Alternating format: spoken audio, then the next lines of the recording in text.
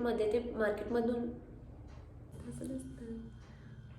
किंवा त्वचेचा आकर्षकपणा परत मिळवण्यासाठी, रंग परत मिळवण्यासाठी आणि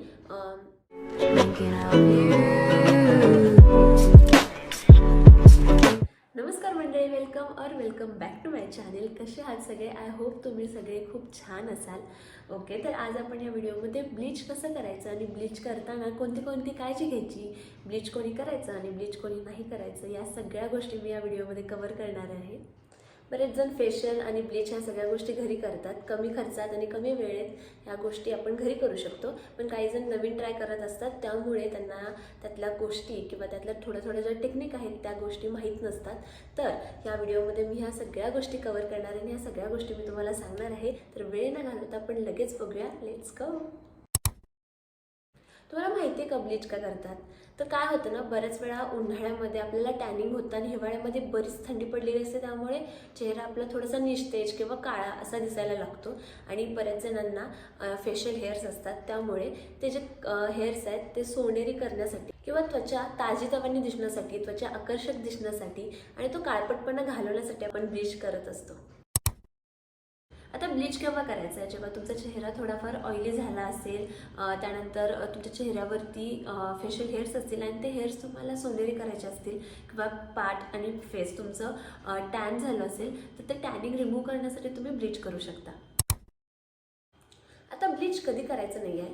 जर तुमचा चेहरा खूप कोरडा असेल किंवा तुमच्या चेहऱ्यावरती खूप पिंपल्स असतील आणि ते पिंपल्स मोठे असतील, तर तुम्हाला बिलकुलसुद्धा ब्लीच करायचं नाही आहे. कारण ब्लीच केल्यामुळे तुमच्या चेहऱ्यावरती रिॲक्शन्स होऊ शकतात आणि जर तुमचा चेहरा भाजला असेल तर या सगळ्या गोष्टी असतील तर तुम्हाला ब्लीच करायचं नाही आहे आणि तुम्हाला ब्लीच टाळायचं आहे. आता ब्लीच करताना काळजी कोणती घ्यायची आहे? आपण जेव्हा ब्लीच करतो किंवा ब्लीचमध्ये त्या खूप हानिकारक केमिकल्स असतात, त्यामुळे तुम्हाला रिॲक्शन किंवा ॲलर्जी होऊ शकते आणि ते ॲलर्जी टाळण्यासाठी तुम्ही लगेच फेशियलसुद्धा करू शकता.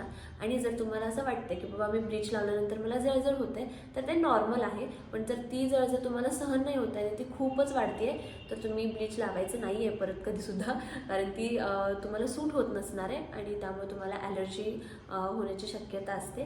ब्लीच करण्यापूर्वी तुम्हाला काय करायचं आहे, जे ब्लीच तुम्ही तयार केलेलं आहे ते तुम्हाला मानेखाली किंवा हातावरती थोडंसं लावून बघायचं आहे. त्याच्यामुळे काय होईल, जर तुम्हाला तिथे इचिंग खूप होत असेल तर तुम्हाला समजेल की मला त्याची ॲलर्जी आहे आणि मला हे पुढे कंटिन्यू नाही करायचं आहे, तर ते तुम्ही करू शकता. आता ब्लीच कसं तयार करायचं? जेव्हा तुम्ही मार्केटमधून ते ब्लीच आणता तेव्हा त्याच्यात दोन गोष्टी असतात. एक तर ते क्रीम आणि दुसरं असतं ते ॲक्टिवेटर. ते ॲक्टिवेटर तुम्हाला क्रीममध्ये खूप कमी प्रमाणात यूज करायचं आहे आणि ते जे तुम्ही मिक्सचर तयार कराल ते तुम्हाला काचेच्या बाउलमध्येच तयार करायचं आहे.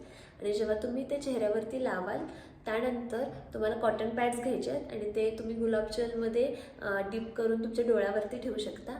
त्यामुळे काय होईल की जेव्हा तुम्ही ते ब्लीच लावता त्यानंतर थोडीशी जळजळ होते, कारण तुमचं टॅनिंग रिमूव्ह होत असतं, त्यामुळे थोडीशी ती जळजळ होते. ती जळजळ थोडीशी कमी करण्यासाठी आपण डोळ्यावरती कॉटन पॅड्स ते लावू शकतो. साधारण 15 मिनटं झाल्यानंतर तुमचं ब्लीच कंप्लीट होतं. ते झाल्यानंतर तुम्हाला मस्त स्पंज घ्यायचं आहे आणि त्यानंतर तुम्हाला चेहऱ्यावरचं जे ब्लीच आहे ते पूर्ण काढून टाकायचं आहे आणि त्यानंतर तुम्हाला तुमच्याकडे जे हर्बल पॅक आहे किंवा मुलतानी माती तुम्ही यूज करू शकता, ते तुम्हाला ॲज अ तुमचं फेस पॅक म्हणून 10 मिनटं लावून ठेवायचं आहे. जेव्हा तुम्ही ब्लीच काढता त्यानंतर लावून ठेवल्यानंतर 10 मिनटानंतर ते सुकून गेल्यानंतर तुम्हाला परत तुमचं फेस वॉश करायचं आहे आणि येस, तुमचं ब्लीच तयार आहे. तुम्ही ब्लीच करून रेडी आहात.